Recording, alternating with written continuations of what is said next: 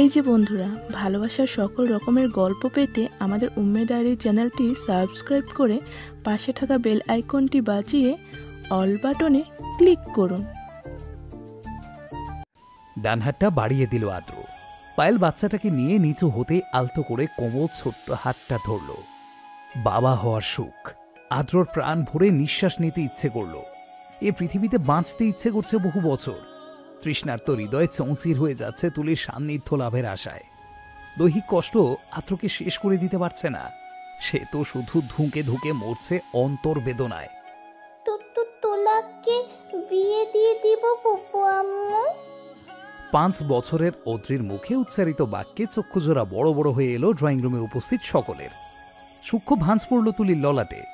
ঠোঁট দুটো কিঞ্চিত সংকুচিত। ছোট্ট অদ্রির দিকে তেড়ে আসতে সে লুকিয়ে পড়ল ইনশিতার পেছনে। ইনশিতা হাত বাড়িয়ে সামনে টেনে আনল। মেয়েটার দিকে তাকালেই চক্ষু ফেরানো দায় হয়ে পড়ে। গায়ের রং একদম আদ্রর মতো। গাল দুটো লাল লাল আভায় ছেয়ে থাকে সর্বদা। চোখ তা তো একদম মায়ের গুলো পেয়েছে বললেই চলে। ছোট্ট অদ্রিও ডাগর ডাগর আঁখিদয়ের অধিকারিণী। ইনশিতা সোফায় বসে গালে ঠোঁট ছুঁয়ে দিল অদ্রির। বুকের মাঝে জড়িয়ে নিয়ে চুলে হাত বুলিয়ে দিতে লাগলো। তোমার মাকে তুমি বিয়ে দেবে কেন প্রিন্সেস? ইনশিতার মায়াময় কণ্ঠে আরেকটু গুঁটি সুটি মেরে গেল অদ্রি। নাক ফুলিয়ে আর চোখে চাইল টুকটুকে লাল রঙের শাড়ি পরিহিতা তুলির পানে। কোমরে হাত দিয়ে পলকহীন তার দিকেই চেয়ে আছে তুলি। মিহি স্বরে বলে উঠল অদ্রি, সকালে রোহান ভাইয়ার চুল টানছিলাম, আমি মনে করেছি ভাইয়া আরাম পাবে, কিন্তু ভাইয়া আম্মুর কাছে বিচার দিয়েছে আমি নাকি ইচ্ছে করে ভাইয়ার মাথায় ব্যথা দিয়েছি। আম্মু আমাকে বকেছে। আম্মু আমার থেকেও রোহান ভাইয়াকে বেশি ভালোবাসে, তাই আমি বিয়ে দিয়ে দিব। কুমিল্লার তোলাকে কুমিল্লা পাঠিয়ে দাও। আমাদের বাসায় রেখো না ফুপু আম্মু, বাবাই থাকলে কখনো বকতে পারতো না আমাকে। তুলির মাথা ঘুরতে লাগলো। অদ্রির পাকা পাকা কথায় হতভম্ব নির্বাক, চেহারায় একফালি বিস্ময়। আমরিনের হাতে থাকা মোবাইলটার দিকে তাকিয়ে আদরে বুলি আওড়ালো অদ্রি।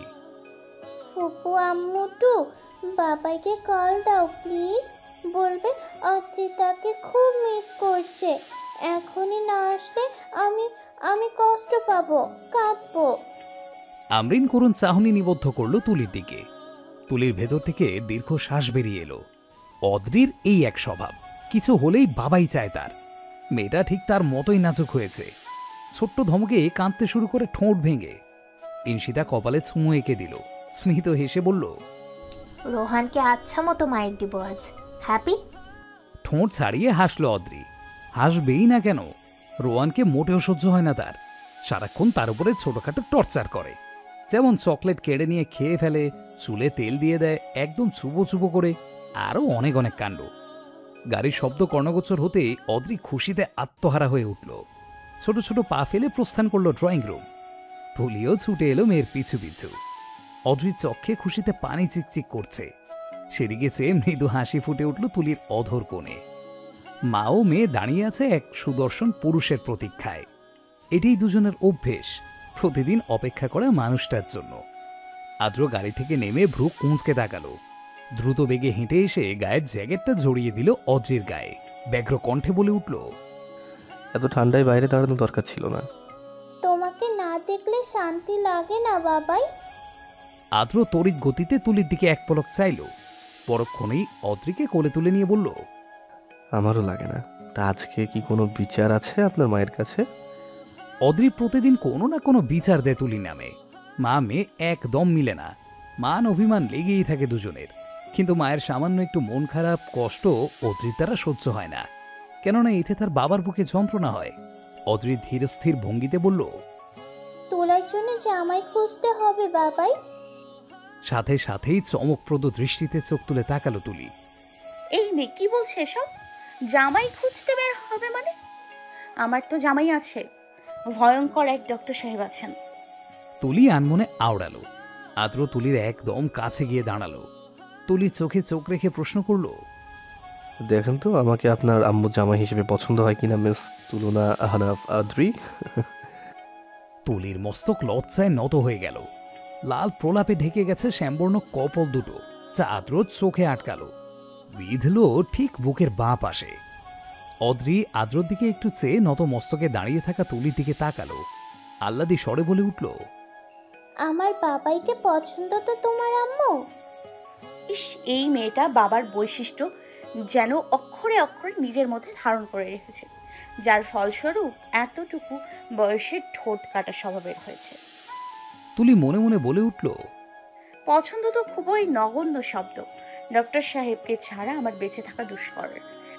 ক্লান্ত অবিশ্রান্ত আদ্র নিশ্চুপ তুলির দিকে দৃষ্টি রেখে বলল, তুমি কিন্তু আবারও তুলা বলে ডেকেছি অদ্রি, বাবাই নিষেধ করেছিলাম। সরি বাবাই, আমার যখন আম্মুর প্রতি বেশি বেশি ভালোবাসা পায় তখন ডাকি, নামটা মিষ্টি লাগে। কারো সামনে ডাকবো না, কিন্তু আম্মুকে কানে কানে ডাকবো। মেয়ের কথা শুনে তুলি চট করে মাথা তুলল। ঠোঁট দুটো প্রসারিত হয়ে এলো নিমিষে। আদ্র কোল থেকে নামিয়ে ইনশিতার পাশে বসিয়ে দিল অদ্রিকে। ক্লান্ত কণ্ঠে বলে উঠল, তুমি কিন্তু আবারও তুলা বলে ডেকেছ অদ্রি, বাবাই নিষেধ করেছিলাম। তিন্নি, আরিস ঘুমাচ্ছে ভাইয়া। রোয়েনকে নিয়ে রনক ভাইয়া বাইরে গেছে। পাশ থেকে প্রত্যুত্তর করল আমরিন। তিন্নি আরিশ তার ছেলে মেয়ে। টুইন্স বেবি হয়েছে আমরিনের, বয়স 2 বছর। আদ্র কোনো কথা না বলে উপরে যাওয়ার জন্য পা বাড়ালো। অর্ধেক সিঁড়ি অতিক্রম করে থমকে গেল আকস্মিক। ঘাড় ফিরিয়ে চাইতেই তুলি গুটি সুটি পায়ে এগিয়ে যেতে লাগলো পেছন পেছন। লজ্জায় মরে যেতে ইচ্ছে করছে তার। ইনশিতা আমরিন মুখ টিপে হাসছে। রুমে প্রবেশ করা মাত্রই আদ্র দরজা ছিটকিনি লাগিয়ে দিয়ে তীক্ষ্ণ দৃষ্টি নিক্ষেপ করল। তুলির কোমর পেঁচিয়ে কাছে টেনে আনলো প্রচণ্ড জোরে। বিন্দুমাত্র দূরত্ব রাখেনি দুজনের মাঝে। ধুক করে কেঁপে উঠল তুলির বক্ষস্থল। হুড়হুড় করে কম্পন ছড়িয়ে পড়ল দেহের প্রতিটি অংশে সর্বাঙ্গে। পুরো কায়া শিউড়ে উঠছে। আচমকা আদ্র স্পর্শে নেতিয়ে পড়ছে তুলি। সূক্ষ্ম একটা নিঃশ্বাস বিমোচন করে দিল আদ্র। শাড়ি ভেদ করে আগ্রাসী হাত দুটো বিচরণ করতে লাগলো উন্মুক্ত অংশে। আখি পল্লব বন্ধ হয়ে গেল তুলির খানিকক্ষণ আগেই। আদ্র শার্টের কিছু অংশ মুষ্টিমেয় করে নিল।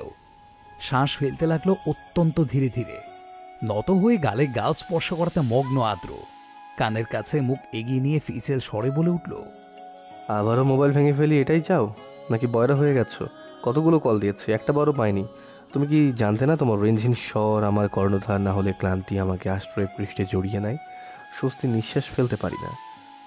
নিরুত্তর তুলি। তার নিঃশ্বাস আঁচড়ে পড়ছে আদ্রর অ্যাডামস অ্যাপল বরাবর। আদ্রর হৃদস্পন্দন বেড়ে গেছে। আরও শক্ত করে জড়িয়ে নিয়েছে নিজের সাথে। কিয়ৎক্ষণ কেটে যেতেই তুলি মুখ খুলে নিচু স্বরে বলল, আমি নিচে ছিলাম আমরিনের সাথে, শুনতে পাইনি। আপনার মাথা ব্যথা করছে ডক্টর সাহেব? হুম, আজকাল মাথা ব্যথা করে না, ব্যথা করে হৃৎপিণ্ড। প্রিয় তুলাকে এক নজর না দেখতে পেলে যন্ত্রণা অনুভব হয়। ছুটে আসতে ইচ্ছে করে হসপিটাল থেকে। মাঝে মাঝে মনে হয় ডাক্তার হয়ে ভুল করে ফেললাম, বঞ্চিত করছি চোখ দুটোকে তুলাকে সারাটা দিন অবলোকন করা হতে। তুলির কপালে গভীর ভালোবাসার পরশ এঁকে দিয়ে আস্তে আস্তে সরে গেল আদ্র।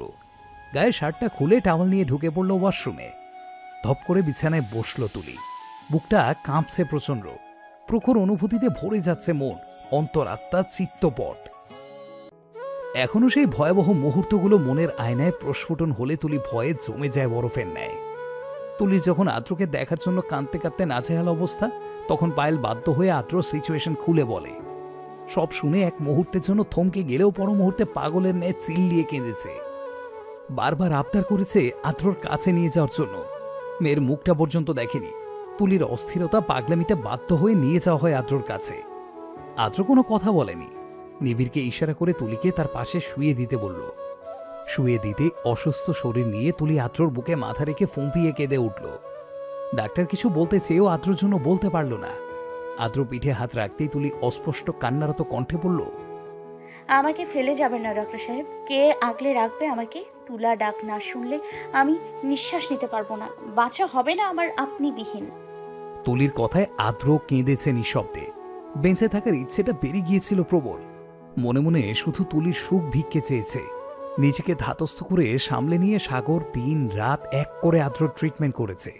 তুলিকে কেউ আদ্রর কেবিন থেকে সরাতে পারেনি। 15 দিনের মাথায় আদ্র শঙ্কামুক্ত হয়েছে। বাড়িতে আনার পর তুলি তার সেবা করার চেষ্টা করলেও আদ্র দেয়নি, বরং অসুস্থ শরীর নিয়ে যতটুকু সাধ্য হয়েছে প্রাণপ্রিয় তুলার কেয়ার করে গেছে। মাথা ব্যথায় কোঁকড়ে যেতে দেখেছে তুলি আদ্রকে দিনের পর দিন। এত বড় অ্যাক্সিডেন্টে বেঁচে যাওয়াটাই অনেক। নিজের ব্যথা লুকিয়ে আদ্র তুলির জন্য ভেবেছে শুধু। চোখের কার্নিশে নরম স্পর্শ অনুভূত হতেই তুলি নড়ে চড়ে উঠল। চকিতে তাকালো সম্মুখে। আদ্র সবটুকু জল শুষে নিয়ে বিচলিত কণ্ঠে বলে উঠল, চোখে পানি কেন? আজ যদি দেখি তাহলে ব্যালকনি থেকে ফেলে দেবো কিন্তু। চলো এখন খেতে যাবে। আদ্রর ছোট্টখাট্ট হুমকিতে তুলি স্মিত হাসল। সমান তালে হাঁটতে লাগলো আদ্রর পাশে। এখন নিচে যেতে হবে। আদ্র নিজ হাতে খাইয়ে দেবে তাকে ও অদ্রিকে। প্রতিদিন এমনটাই করে। এটা যেন তার নিত্যকার অভ্যেস। হইচই কোলাহলে ভরে গেছে বাড়ির প্রতিটি কোণা কোণা। বাচ্চাদের ছোটছুটিতে মুখরিত চারপাশ। কয়েকজন বাচ্চা কাচ্চা একত্রিত হলেই পুরো বাড়ি মাথায় তোলার জন্য যথেষ্ট। তুলি আমরির নাস্তার ট্রে নিয়ে ছাদে এলো। হলদে নিয়ন আলোতে উজ্জ্বল হয়ে আছে পুরোটা ছাদ।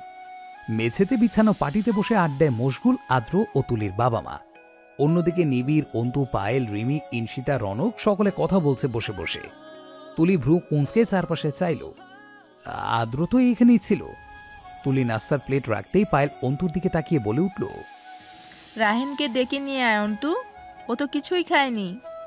ওর খিদে লাগলে খেয়ে নেবে, হয়তো খিদে লাগেনি। কথাটা বলতে দেরি হলেও পায়েলের তেঁতে উঠতে 1 সেকেন্ডও লাগলো না। তীক্ষ্ণ কণ্ঠে বলে উঠল, এখন যাবি তুই? আসলে একটা ছেলের জন্য মায়া নেই। অসহায় দৃষ্টিতে তাকালো অন্তু। ছেলের পেছন পেছন ঘুরতে ঘুরতে বেচারা দুর্বল হয়ে পড়েছে। রাহিন খুব দুষ্ট প্রকৃতির। 3 বছর বয়সেই তার দুষ্টুমির শেষ নেই। পা বাড়াবে তার পূর্বে আদ্র সকল বাচ্চা বাটি নিয়ে ছাদে হাজির হলো। আহানও ঝুমু আসলো সাথে। তুলি আনন্দিত দৃষ্টিতে তাকালো আদ্রর দিকে। তুলি কবে ধরে বলছিল সবাই একসাথে হয় না অনেকদিন। আহান ঝুমুকেও দেখা হয় না। ইচ্ছেটা আজ পূর্ণ করে ফেলল আদ্র। এই মানুষটাকে যত ভালোবাসবে তুলি ততই কম হবে। তুলির কাছে নিজের অস্তিত্ব মানেই আদ্র। আহানের মেয়ে আনিশার গালে ছোট্ট একটা চুমু খেল তুলি। সবাই আজ পরিপূর্ণ। 1-2 বাচ্চার বাবা মা হয়ে গেছে। রিমি ও ইনশিতা আবারও মা হবে। পূর্বকে আসতে বলেছিল আদ্র, কিন্তু হুট করে কানাডা থেকে আসা তো সম্ভব নয়। তবে খুব শীঘ্রই আসবে বাংলাদেশে তিশা ও ত্রিহানকে নিয়ে। গত বছরই কানাডা চলে গিয়েছিল। মাঝে সাঝে কথা হয় ভিডিও কলে তিশা, ত্রিহান, পূর্ব ও দাদির সাথে। অম্বর অন্তরিক্ষে হাজারো তারাদের বিচরণ। পুরো আকাশ দখল করে নিজেদের শাসন চালাচ্ছে। ঝলমল করে আকৃষ্ট, বিমোহিত করে চলেছে মানব জাতিকে। ছাদের কার্নিশে ঠেসে দাঁড়ালো তুলি। শীতে জবুথবু অবস্থা, তার উপরে বিশুদ্ধ হিমশীতল গায়ে কাঁটা দিচ্ছে।